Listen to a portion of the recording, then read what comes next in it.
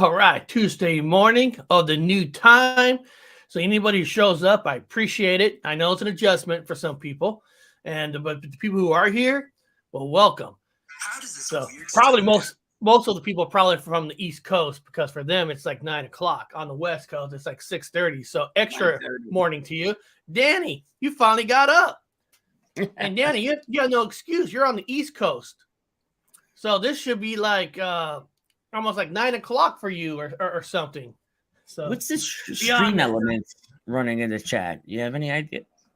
It's a Stream Elements bot running. Yeah, Stream Element. That's you put it if you sign up kind of through them, you put it through like wrenches and stuff, and it tells you, tells you like any new subscribers that come on and all that. It lets you know, like, so live. No, I'm not talking about like people who sign up for your channel or like donations. Anybody who just subscribes to your channel. So Stream Element kind of tells you that. So it lets me know to give a shout out. Oh, that's convenient. Yeah. So sometimes I'll see it go off more. Sometimes it doesn't. I like it when it goes off, because that means I got some new people.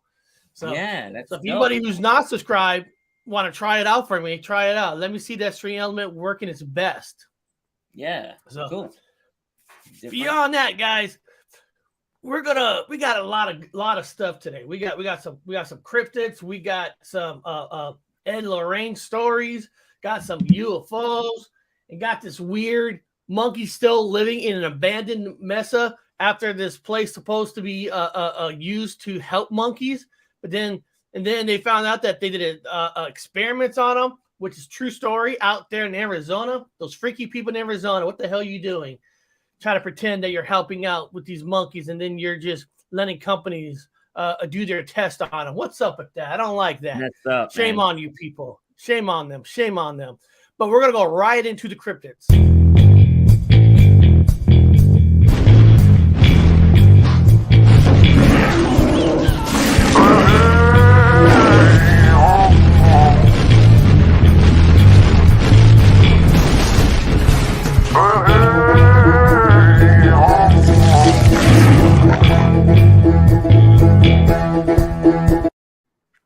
All right.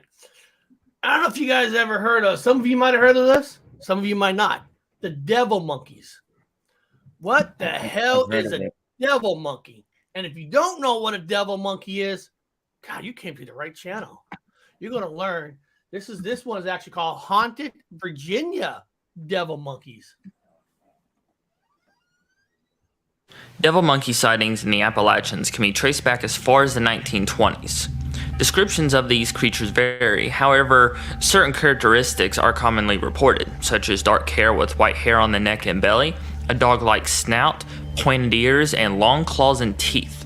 Some reports state that the creatures look like a wild dog from a distance.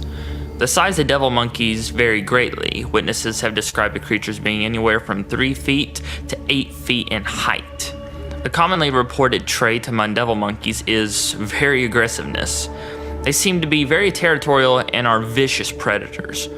During the 1930s, the deaths of livestock, cats, and dogs were blamed on devil monkeys in Virginia, Tennessee, and Kentucky. Today we're going to take a look at the devil monkey sightings in Virginia. The first official devil monkey sighting occurred in 1959 while a couple by the name of Boyd were driving through the mountains near their home in Saltville, Virginia. According to their account, an ape-like beast attacked their car, leaving 3 scratch marks on the vehicle. The Boyd's daughter, Pauline, described the terrifying attacker. It had light, taffy-colored hair with a white blaze down its neck and underbelly. It stood on 2 large, well-muscled back legs and had shorter front legs or arms. Boyd went on to describe a second devil monkey encounter that occurred just days later in the same region. Several days after this incident, 2 nurses from the Saltville area were driving home from work one morning and were attacked by an unknown creature who ripped the convertible top from their car. Luckily, the nurses, although they were certainly scared out of their wits, they were unharmed. In 1973, driving along a mountain road between Tazewell and Marion, Virginia, a man was attacked by a devil monkey. He was driving with his window down and his arm was hanging out the window, when suddenly something, which matched devil monkey descriptions, rushed his car and swiped at his arm. Devil monkeys were sporadically reported in and around Smith County, Virginia during the 1990s. Although several hours to the east in Goochland County, devil monkeys were being spotted by residents in 2010, and something similar was spotted again in 2014 in Goochland. Some people say these devil monkeys are escaped zoo animals or pets. Some say they're extraterrestrial in origin, but whatever they are, they have terrorized Virginia and the Appalachian region for a very long time. So the question is, what the hell is a devil monkey? Very interesting. Scary looking. They are freaky. Yeah. They are freaky. Think about it. First of all, seeing a monkey be tripping out anyway, walking in the woods or somewhere. And then having the monkey, like with devil's eyes and stuff. I mean, my God. And I like what they said. They don't know where they're from. Yeah. And then they said, some people believe they're escaped monkeys from which I don't know how they would become the devil monkey if they're escaped monkeys from a zoo, but some people believe they're extraterrestrial at the same time. And who says that ETs are gray skin, green leather type skin? There's probably so many different kinds of ETs out there in the whole galaxy. Why can't one look more like a monkey or so? I believe that gray skin is a suit covering that they wear on the grays. Yeah. Hey, man, come on. Haven't you guys seen the movie Howard the Duck? A whole planet full of ducks? I mean, God, man. But you guys think that movie was fake? That was based on a true story. Yeah. That's my cousin. Howard's my cousin. He's my first cousin on my father's side. And guys, I'm talking about the 80s version of George Lucas's company who did Howard the Duck, which is technically the first real Marvel movie on the big screen. And I love why Disney don't make that? Why Disney don't make that Howard the Duck canon? I don't know. They should. It's disrespectful because I love that Howard the Duck. He can play guitar, and almost gonna make it with the nerd girl. Gotta give that Duck some credit. And then he got evil powers got transferred to that other guy. Remember? Those evil powers went to that other guy. Yeah, it's a great movie. Yeah. Hey, seriously, we don't know what kind of beings are out there, what they look like. They could look like a duck. All I know. But have you guys, since we learned about the devil's monkeys, have you guys ever heard of the Greek dolphin monster? This is called the mysterious Corfu Island creatures, the Greek dolphin monsters.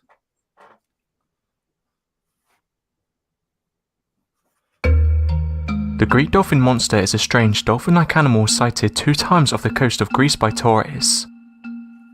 The picture was posted on Twitter and caused big discussions, with many cryptozoologists giving their theories as to what it could be. Some theories include a hoax, a deformed dolphin from nuclear waste, and another one said it was an alien. Some people said it could be some type of pikefish or long-snout manatee. Harvey Robinson was on a boat cruise off the coast of Parga, sailing through sea caves with his family. He was initially just trying to capture the unusual colour of the surrounding water with his iPhone camera. Robertson said he didn't see the animal at the time, but when looking back through his camera, he saw that he'd captured a great creature that resembles an elongated manatee. The strange animal appears to pop out of the water in one photo, then disappears underneath the greenish water in the next. The viral photo has sparked speculation among zoologists and monster lovers about what this bizarre animal might be.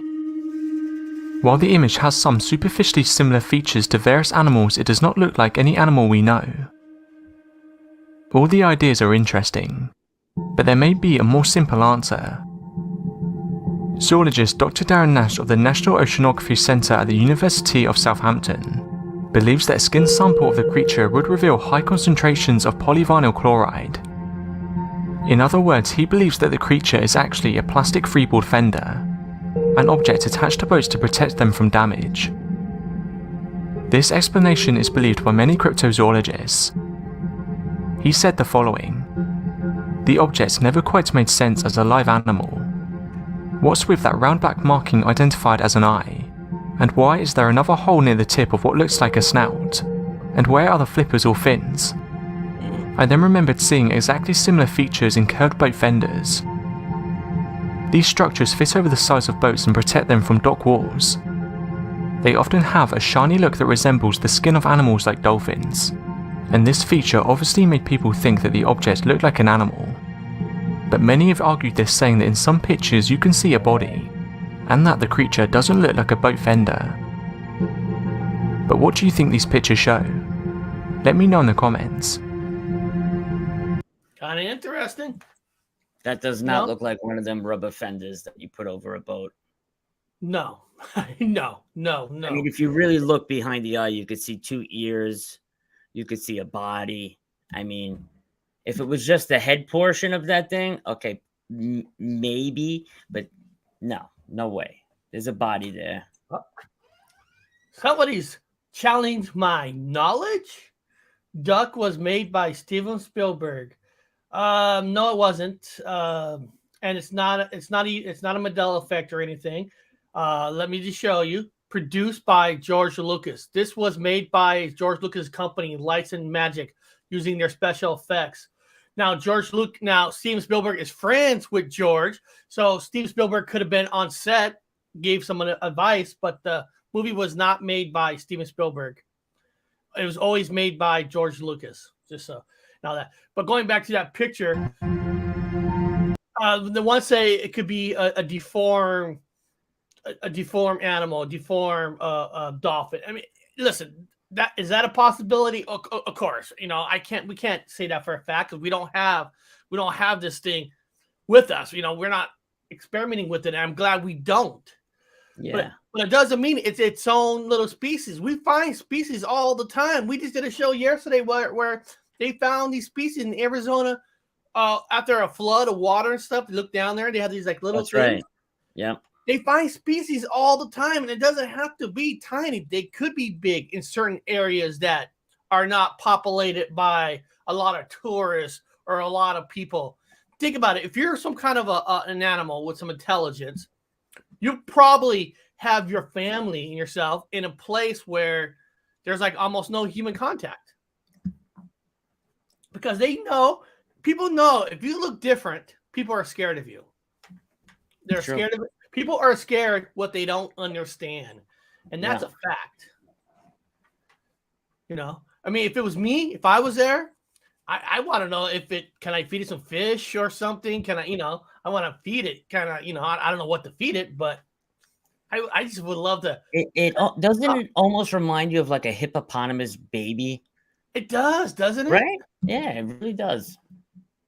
It does. So I hope you guys enjoyed those little cryptids. Hopefully this is some new cryptids for you guys. And Long Island Bigfoot, I saw you made a comment earlier saying Ed Lorraine is a hero in your town. So, because guess what? We're going to jump right into the paranormal. We're going to go right into Ed and Lorraine Warren.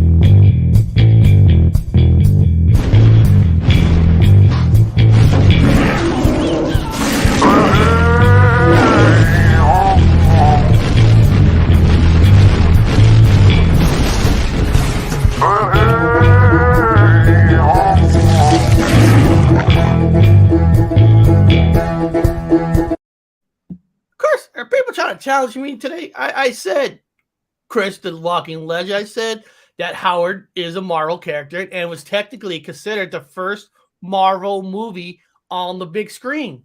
I actually sent you it should be canon. I know I my sent you Howard the synopsis of it in WhatsApp if you want to show everybody like who directed it, who helped, and all of that stuff. Oh, yeah. So they don't continue to challenge the master of paranormal himself, Mr. Eric Wood.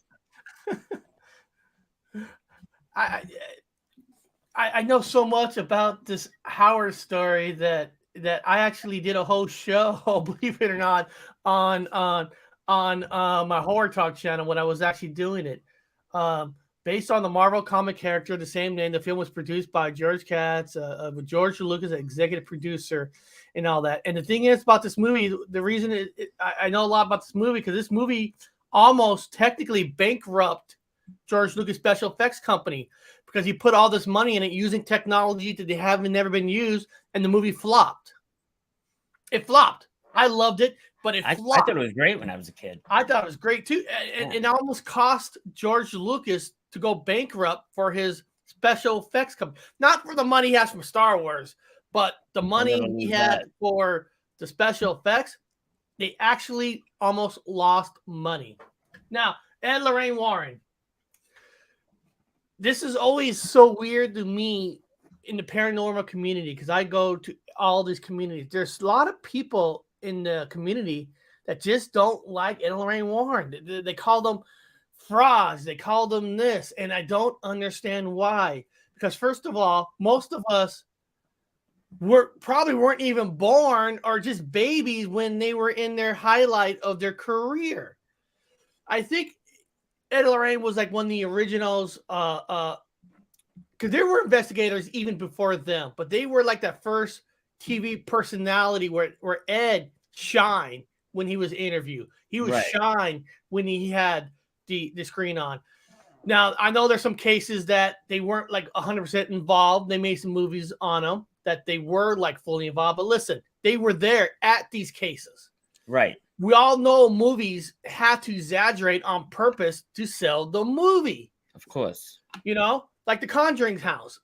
The real story is they got like thrown out from that investigation, but they were there, and we got a movie for people who get to investigate the Conjuring house. I know a lot of people who went and did some investigations at the Conjuring house because of the movie.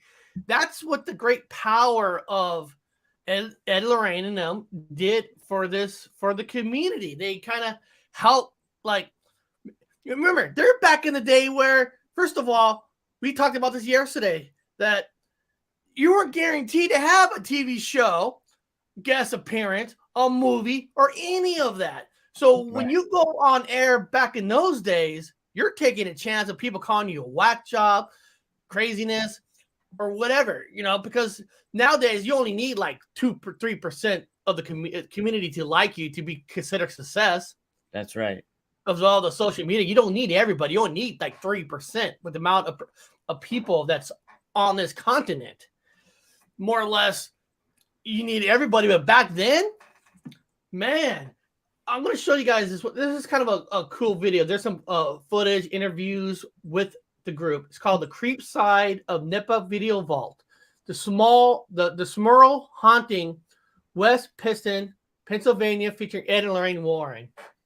Now, remember, guys, these are some old footage. So don't go, that footage looks crappy and stuff. These footage are from the 80s and 70s. So chill out.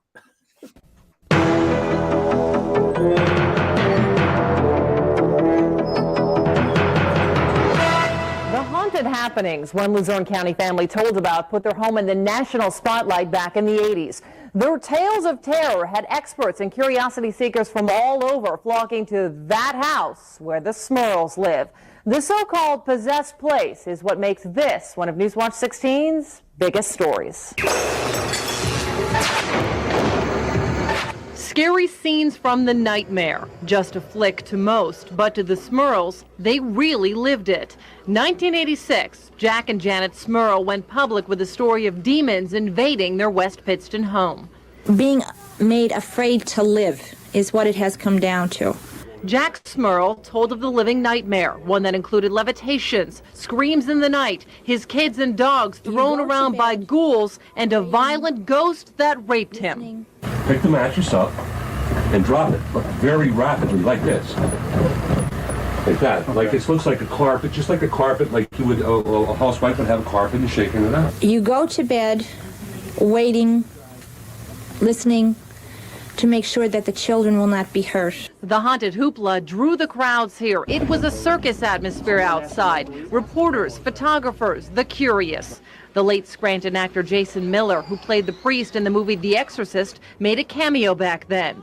Even these self-proclaimed scientists tried to get into the possessed place. They were not successful, but these demonologists from Connecticut were. This pair tried to rid evil spirits with the presence of God. After a night in the Smurl home, their reaction? It's very powerful. It's invisible. I don't care if you want to call it a devil or a ghost or a demon.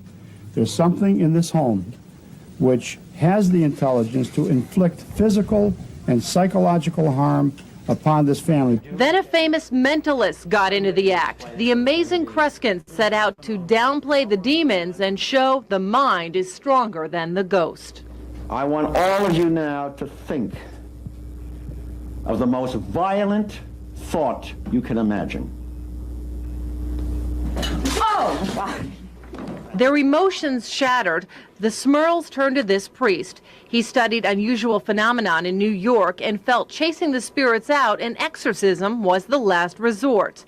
Just like the demons, the Smurl story wouldn't go away. The National Enquirer printed their tale of terror. Then this newspaper reporter wrote a book. The family's fright also played out in this TV movie. Finally, after priests performed 3 exorcisms here, the Smurls say the phenomenon left, and shortly afterwards, so did they. Today, some 15 years later, all seems quiet at the former Smurl home in West Pittston. I talked with a family relative who tells me the Smurls still live in the area, but they don't want to relive their horror. That horror apparently died with the ghosts back in the 1980s. And that's what makes this one of Newswatch 16's biggest stories. I love watching those old broadcasts. Yep. Agreed. You know, it kind of tells you that, you know, this stuff was talked about way even beyond the social media, but that was the only way to get the story out. And I think one of the reasons why these stories get so huge is because you don't have social media. You don't have 100 stories coming at you, all at once. Usually you only have 1 or 2 type of stories like this. So it catches on, gets in the newspapers, gets everywhere. Because that's like you got limited amount of stories. And I believe something really did happen at that house. Again, we said this before. What does the family members got to gain by even going to the news, going to get help, If I know Anthony's a family man, I'm a family man. If something looks like it's going to harm my kids, forget it. I'm going to do whatever I can to help, because it's not as easy as people say, well, you just move. Listen, you just can't move. They follow you, man. And well, not just follow you. Listen, we all, let's be honest. Some of us live check by check and all that. It's not like you got the money, just move, pack everything in one house and put it into another house. True. So a lot of times, no matter what, something happens in your house, you're stuck because you got nowhere to go unless you want to sleep out on the streets. Agreed. And you're right. There are stories that there are hauntings that it's not the house. It's actually you. They follow you. Like wherever you go, they're going. Well, not even that, Eric. There's situations where you yourself manifest the actual demon or spirit that's haunting you. You bring it out yourself. Yeah. And that story says it all. The people who believe it, the skeptics, the mind over power type of deal. I mean, it's, there's reasons why things are happening. Everybody always has a reason why certain things happen. And like I said, when they don't understand, they're scared, Right. And unfortunately, sometimes in the religion world, I'm not here bashing on any religion, but in the religion world, sometimes some people only believe that things can happen because of a god or devil, and they can accept that anything else can happen beyond the religion side. Which being a ghost, I don't think it matters to a ghost if you're religion or not. Now, of course, in heaven, there's hell, there's God, there's the devil. So possessions and all that is within the realm of the Bible and all that stuff. So possession would be scary. And God, I know it will never happen in my lifetime. I wish in a weird, I'm not a sick-minded way, is I can go to one of these priests doing a possession, doing an exorcism. I know that's not like a waiting list. I mean, if they had a waiting list to go on a exorcism, I'm sure that waiting list would have like 1 million people on there. I would go. Yeah, hell yeah. But I would personally love to experience what it looks like on a real exorcism where there is no TV cameras and all that. What does it really truly look like? And it's I don't know how you and I could get on a waiting list for that, but I don't know if we go to a local church and say, "Hey, do you have a waiting list for exorcism?" I told you I'm actually talking to Bishop Long from Ghost Adventures. He'll be coming on the show. He's an exorcist. You'll be my sidekick for that one, Eric. I can't wait to get him on, man. It's there is a lot of interesting questions. How do you become one? How do you get pointed for that part of the church? That'll be your department in a way. How does that really work? 'Cause I know Ed Warren was a devil's a demonologist. Demonologist, where he actually been known to have done some exorcism as last resort, but he's not really technically pointed to be able to really kind of do one officially. He was taught by the church. He was taught by them. Yeah. But you have to be, even if you're taught, you gotta be pointed. It's weird, and that'd be such an interesting interview just to see the in and outs of how does that work. I will love for that work. Oh, if you guys don't know, at 7:30, Brown Dwarf is going to be on Chad Smith's channel, and Epic. I'm going to put that link on here in the chat. That's going to be awesome because anybody knows Brown Dwarf, he's got a lot of good footages, a lot of good research of the Bigfoot, UFOs, all everything. So that'll be a good interview. Now, this next video is Lorraine Warren tells how the haunting ranks compared to the Amityville Horror. So this is you're only going to see pictures, images in the video. You just got to listen to it because this is her, Lorraine Warren herself, telling some of the stories of her encounters. People are watching like a horror movie. They're always saying, "Why get out of the house? Why don't you get out of the house?" Everybody says that, Michael. They'll all say that. Why didn't they flee no matter what? But the thing is, they don't realize that even in fleeing, that follows them. A haunting of that nature doesn't stay with the house. It follows the people no matter where they would go. When you walked through the house, you went downstairs where in the basement where all the things were happening, and you did have visions of what had happened before. It was absolutely terrible. When I walked down in that basement area, I wasn't afraid of the darkness. It was the dark, oppressive feeling as I walked around that home that was so absolutely horrifying. Just horrifying. And the more I walked from that first room that was to be the bedroom for the oldest boy, which we were to find later was referred to as the North Coffin Room, something horrible had occurred in this place.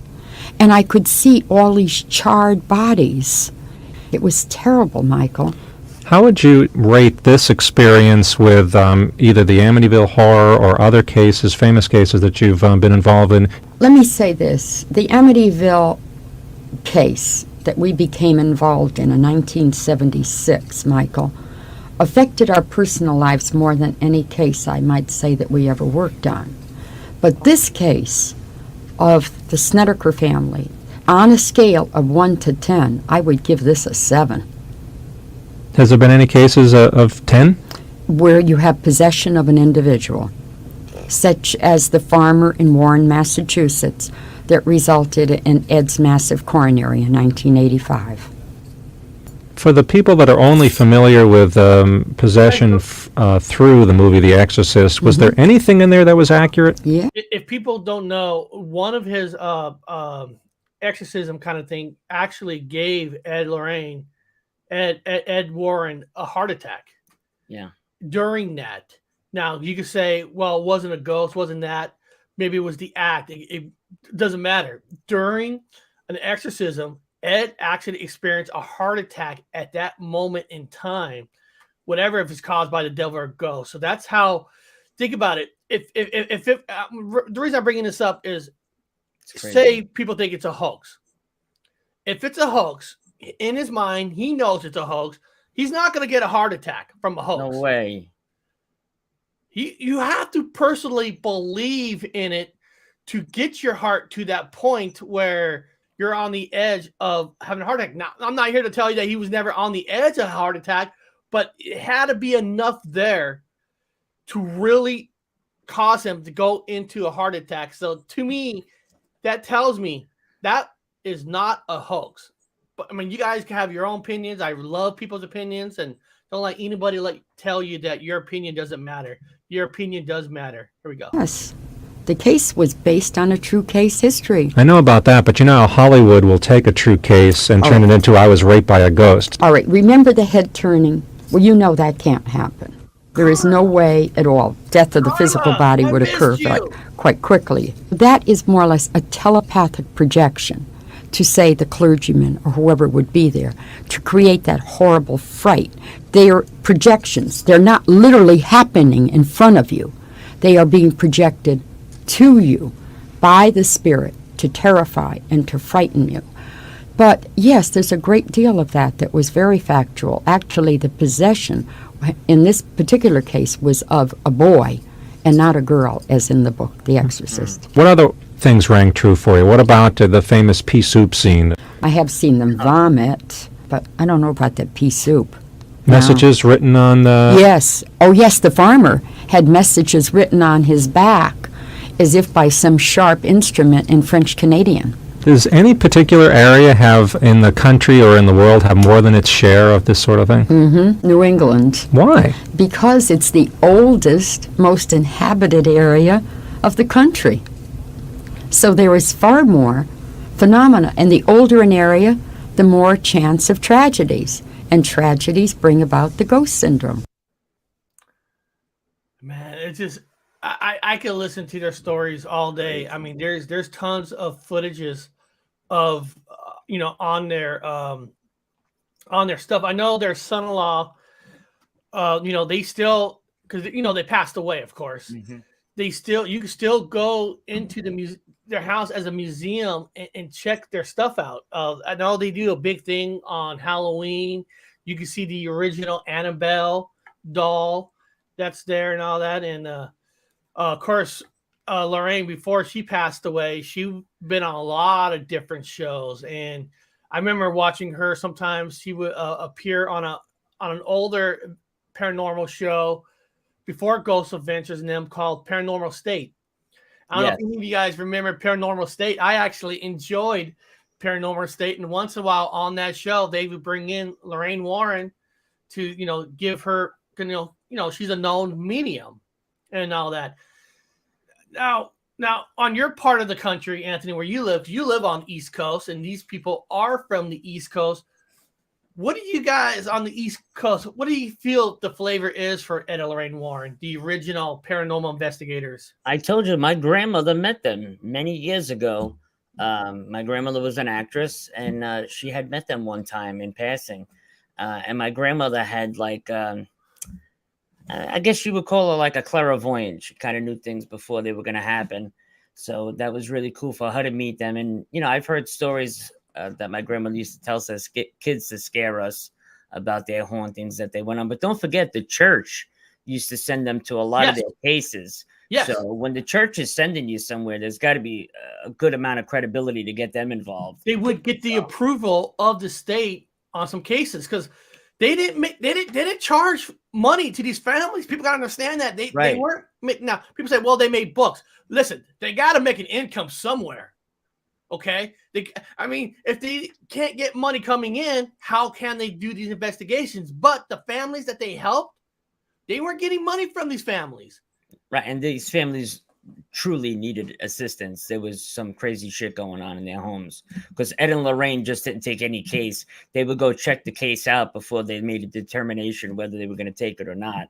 It had to be pretty serious for them to get involved with it. So, and in a lot of the stories, they said that it wasn't about Lorraine's ability. They said that she was just the most nicest person you can ever meet. She had that personality to make you feel at ease in a stressful situation.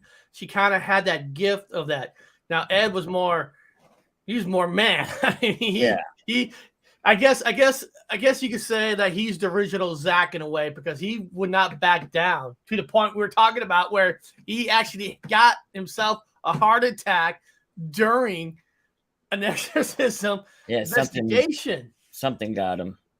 You know, and listen, I enjoy the movies. James Wan directed most of the Conjurings, Annabelle's. I enjoy them. Great. Do I know that they're stretched out? Of course. Very embellished, but they're awesome. You know, if you took a real story and you make the movie exactly how the story is, you'll probably be bored. I hate to say it. Most people will not watch it. Of course not. It's just the nature. You do got to add stuff, but at least that story gets to breathe. At least it allows people. I know Amber's Paraworld, reading her book, which is a great book. She did an investigation at the Conjuring House, Purgatory of New York, Paranormal. She's done an investigation at the Conjuring House. John Zaffis did too. You know John Zaffis, the Haunted Collector? Yeah. Great paranormal team as well. Yeah. And that movie has inspired people to investigate these places. So, yes, these movies do a lot of things. And there's one of the people from the Chop Shop. Hey. Like I said, 7:30, guys. You know, I'll try to make sure that I'll get off because, you know, I love Brown Dwarf, and I hope every single one of you guys in this chat who's watching this live jumps over to their show, and I'm gonna put it the link right there. So you guys jump over there.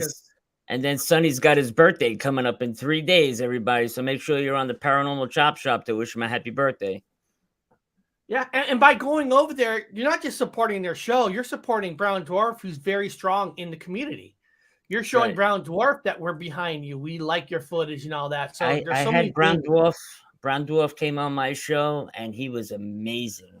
He had some phenomenal UFO footage, a lot of Bigfoot encounters, paranormal stuff. The guy's just amazing. Amazingly talented guy. Had a great time. Guys, it's time for some UFOs.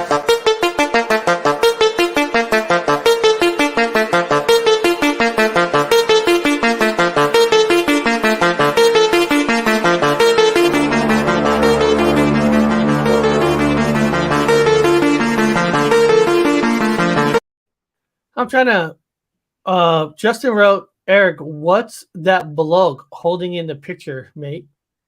Are you talking about wonder what picture is he talking about? He must have meant a picture of Elaine and Lorraine Warren and her husband. I don't know, were they holding something? I'm gonna have to go back and look. I already exited the video out because I once I'm done, because you know I got a bunch of squares on the bottom. But in this first one is actually, it's only 36 seconds. And there's a reason why I'm showing this. During a hockey news show, the host asked a hockey player, do you think aliens walk among us? A hockey player named Ila Bryzgalov. He's originally from Russia, and he was a hockey player for the Philadelphia Oilers. And he answered the question. He answered the question about if he believes that aliens walk among us. The reason I show this is to show you that all because you're an athlete, actors and stuff, it doesn't mean they don't believe in it. A lot of these people my show's about this tomorrow. If they walk and live among us, aliens. Can't wait to see this video. So let's check this one out. chance to ask anyone on the panel a question. I do have one final one for you. Do you believe that aliens walk amongst us? Oh, for sure. This is a big one. For sure. Yeah. Mm-hmm. I'm with you, Chris. I tell you, secret. You know, it's insider information. Okay. I guess they discovered the new 7 planets right now. Yeah. And they detected it's a 7, but insider information. Some of the aliens wave us back. You know what I mean? They send us a message. Really? Yep, insider information from NASA. Deep inside. Okay, NASA insider. Your chance to ask anyone here.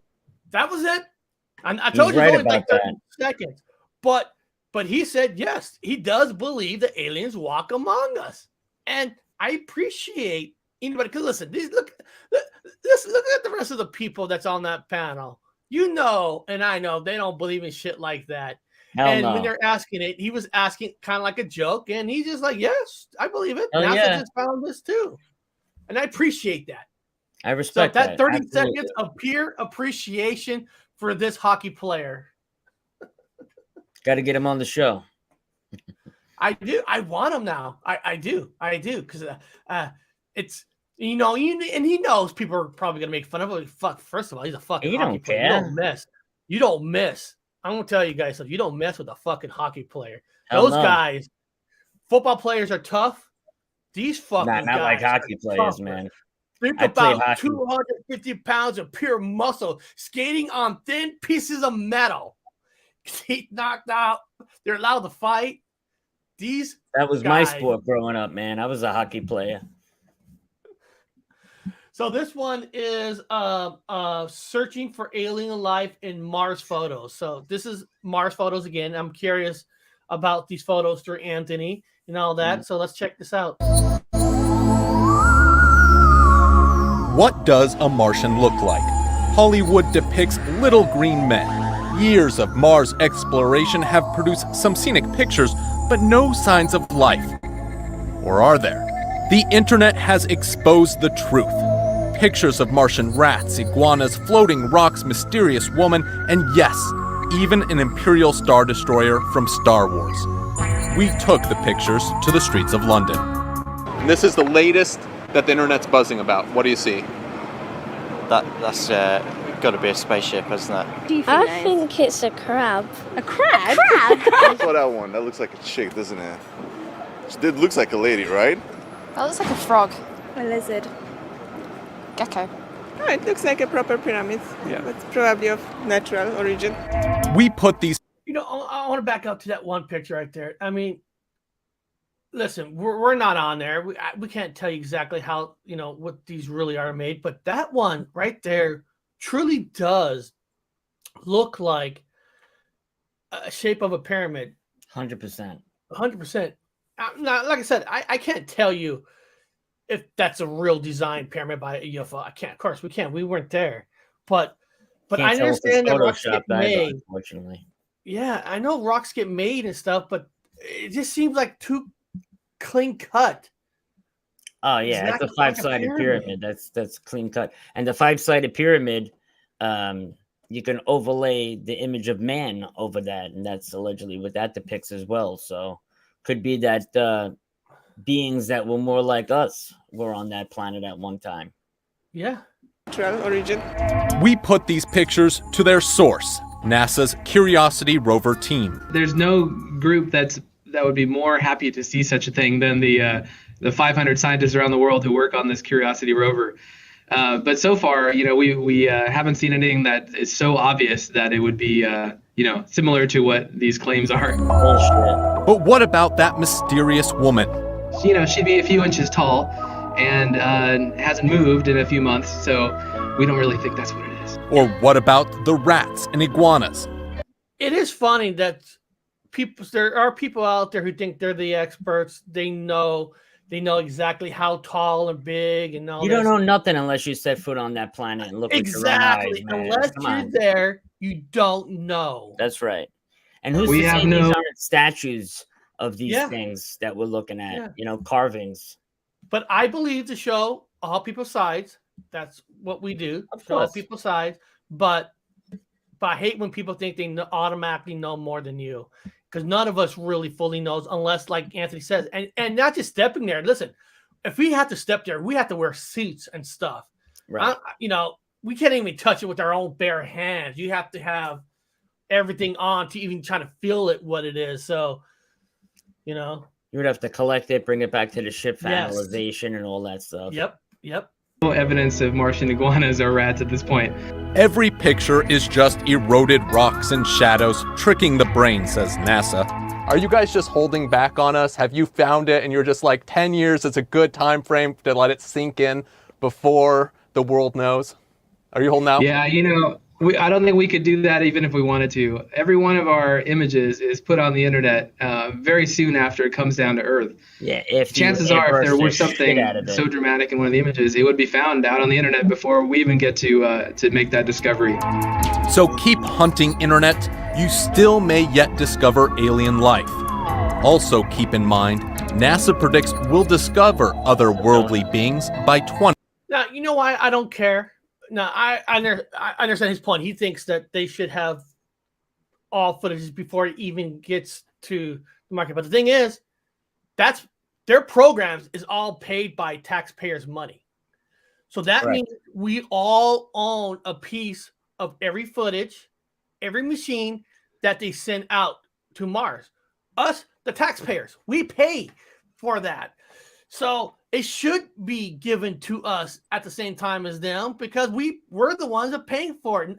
It's almost like, why should I pay something and I bought something, I pay into something, but only Anthony can hold it or look at it. If I pay partial of it, I should be able to look at it just as much as Anthony and vice versa. And they have the right to this. They airbrush the shit out of things too, NASA, man. I mean, they've been caught doing that so many times, airbrushing pictures. It's crazy. And they're known to dumb it down on purpose. Oh yeah. Like, this ain't important. This is just this, but the reason they're doing it is for the security of mankind. Like, come on, there's no security. There's no security risk of anything on Mars. Okay, there's not, unless little green men from Mars Attack comes, and that's a different story. Remember that movie Mars Attack? I forgot how they talk in it. I forgot. I'm sorry. I love Mars Attack. That's when Tim Burton was in his heyday. That's Hit when that video I just sent on the bottom if you want. Listen to what Buzz Aldrin says. Oh, I can't. Oh. Okay. Zoe, favorite. What is your favorite thing about space? Go in there. Go in I there. love that. Why has nobody been to the moon in such a long time? That's not an 8-year-old's question. That's my question. I want to know, but I think I know. Because we didn't go there, and that's the way it happened. And if it didn't happen, it's nice to know why it didn't happen. So in the future, if we want to keep doing something, we need to know why something stopped in the past that we wanted to keep it going. I agree with them 100%. 100%. I mean, there's just no doubt in my mind. I agree with them. But the thing is, nothing's ever going to change if and it's us, especially in America. It's us. It's our fault. If you're going to keep voting in the two-power system, the Democrats, Republicans, it's the exact two-power.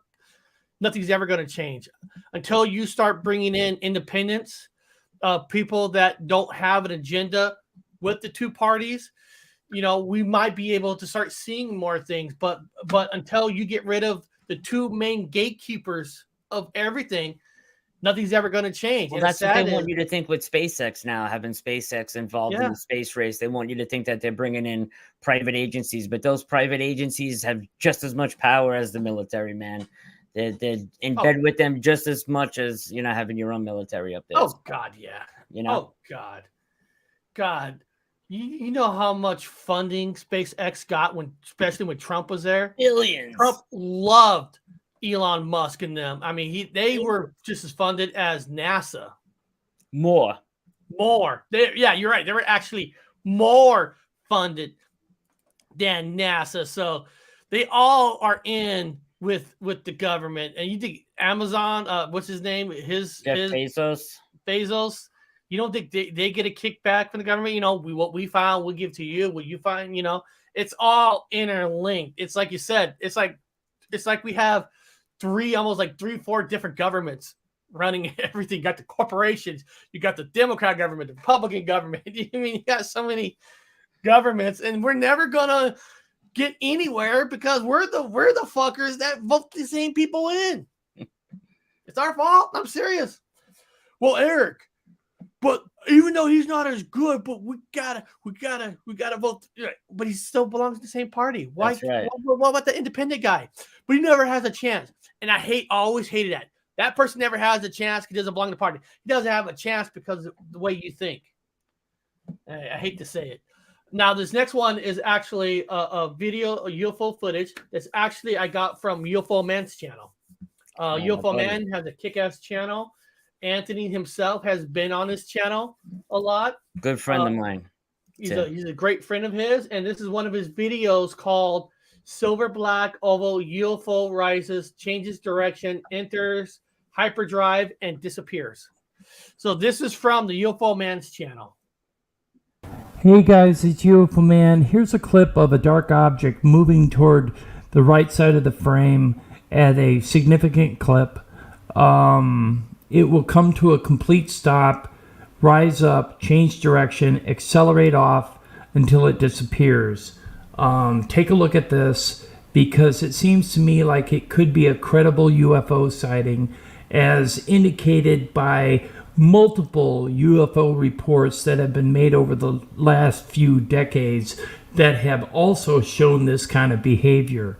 If you like the video, hit that like button and subscribe, and remember to share us out to your social media platforms.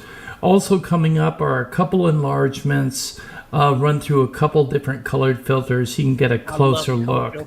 And as always, thank you for watching. Just wow, look at that. Just, guys, seriously, look at that. Here, I'm gonna go back for a second. Now, when you look at this, at first you'd be like, that could be a regular plane or something, or even a drone. I don't think a drone could go that fast. Platforms. Also coming up are a couple enlargements, run through a couple different colored filters so you can get a closer look. And as always, thank you for watching. Watch it. It's gonna go back up, right there. Boom, and it just goes up. I mean, it just stops. Boom. Look at that. Look how fast it's going. Crazy. That is some great footage. And I want an explanation of what that is. If that is not from another world, I would love to know what could do that. And look, and now it's just in one spot. It's not a helicopter. Helicopters can't do that. And Tim wouldn't be showing it if it was a drone or something easily explainable like that. So yeah. And when's the last time you saw a jet go this and then stop, go straight up, and it goes left? I don't even think Tom Cruise. Oh, okay, hold on. Maybe Tom Cruise can do that. He's probably the only man alive that can do that.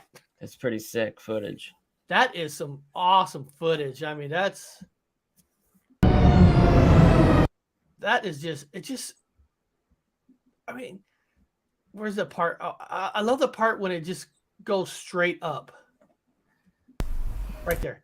You can go straight up. I mean, that just, look at that. That's amazing how it goes across straight up to the left, opposite direction. That's crazy.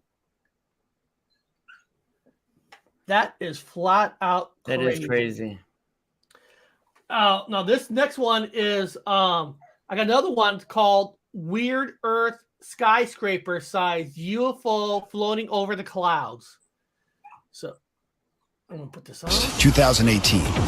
A commercial jet is approaching the city when a passenger sees a menacing shape towering above the clouds.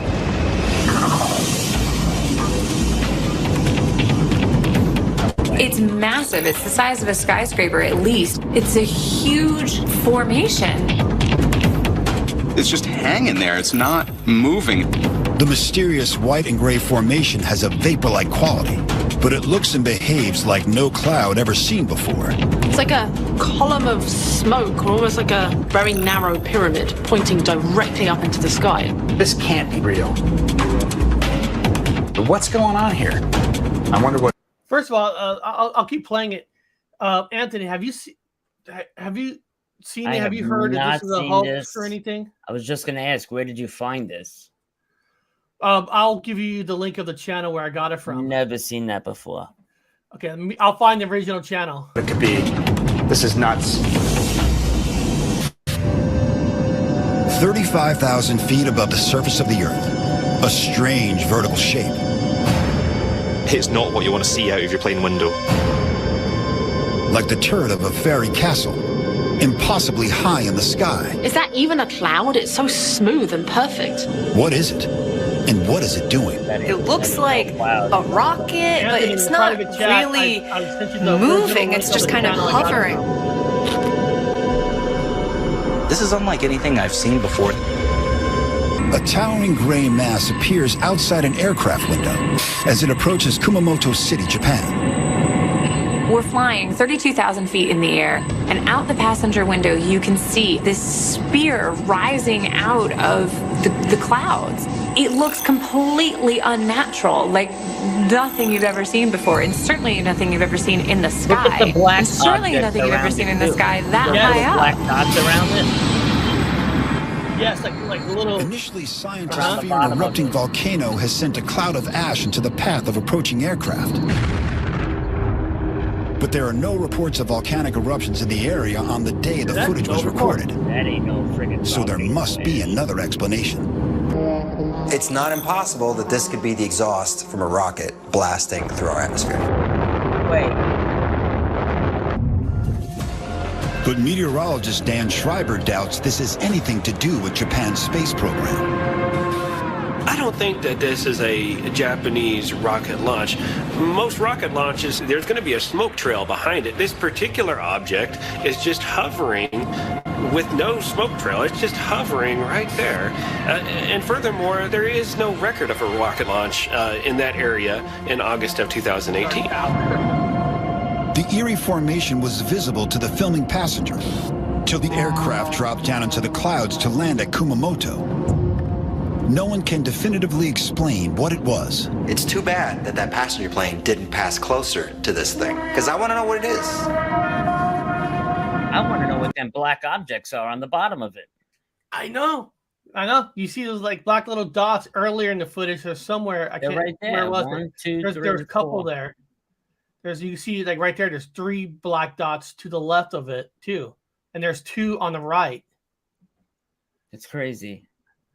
I mean, I was hoping that you've seen this before, and like, what's your opinion on this? I'm telling you, that ain't no cloud formation. That's not no volcanic ash that I've ever seen. I don't know what the hell that is, man. It looks like a bona fide UFO. It looks like I never seen anything like that. It's massive. It's and the coloring texture of it. The bottom is more black and brown, and it goes up to some whiteness, and it almost looks like some sort of exhaust coming out of the bottom or something. Or is that the structure? I don't know. I mean, that's insane. What a good find, Eric. Well, I love it. I love it when people haven't seen something. I mean, that's awesome. I love it. Not very often I haven't seen something. That's wild, man. Great catch. Now, guys, the last video is just a news story of a monkey's abandoned place in Arizona. I thought this would be kind of fun. It's not UFO paranormal, but I thought it was interesting enough. And we are getting to the bottom of why there are cages full of monkeys in the middle of the valley. We know that at one point the place was a sanctuary. But it was supposed to have closed down decades ago. So why are they still there? ABC 15's Sonu Wasu digging up for answers. We are at the dead end off North Higley Road, just on the outskirts of Mesa. As you can see, all of these roads leading into the desert are closed. We're seeing danger and no trespassing signs. This is as far as we could drive. Now, people we talked to say the only way to see these monkey cages is by hiking through this desert or by air. What made you decide let's go out there and check it out? When you hear about there's a monkey farm in the middle of the desert in Mesa, I don't know, to me it sounded interesting, and everything I read on the internet said it was abandoned and there was monkeys eating each other and everything else out there, so that's what intrigued me to actually go look and see. The monkey mystery has been drawing a lot of theories on the World Wide Web. Once a primate sanctuary that rescued monkeys, then a testing facility where labs use these animals as research. Hear that? Save monkeys, and then they're used for testing. It's crazy. Does that not tell you people that money corrupts goodness? I don't believe in animal testing. I think it's horrible. It is horrible. Everyone thought the monkey farm had been shuttered for the last 7 years until this video showing monkeys everywhere. Jesse Greer shot this while he was out exploring. Another man who shot this drone video asked to remain anonymous. He tells me as soon as he approached the gates, That's the thing that chased us right there. the big mystery surrounding this monkey business, why are they here and who's caring for them in this heat? That makes you wonder why they're out there, and why is there so many and nobody's ever heard of it, and why it's kind of. And the main reason, guys, I wanted to show that is to show you all that there are stuff people, these corporations, these companies are doing that's supposedly be one thing and they're not. And out of the middle of nowhere, it's like, what are these monkeys still being there? If that place was shut down for it, then why are they still there? See what Terry Brown wrote on the bottom there? And this is how Planet of the Apes begins. What did Ralph say here? Government is hoping that it will get out there so people will go and see some monkeys so they can end up getting bit, and then boom, monkey COVID pox. You never know. But you don't think there's secret places where they're doing things to it, and apparently they used to be like to save animals, to save this, and then they get sold for testing and all that. Oh, sure. I mean, or I know this might sound conspiracy, but what if the monkeys were just a cover up of some real things they're doing in the middle of a desert? I mean, who knows what they're doing? So, and believe it or not, these places like this are all around the world that are not supposed to be doing this kind of stuff, and they're still there.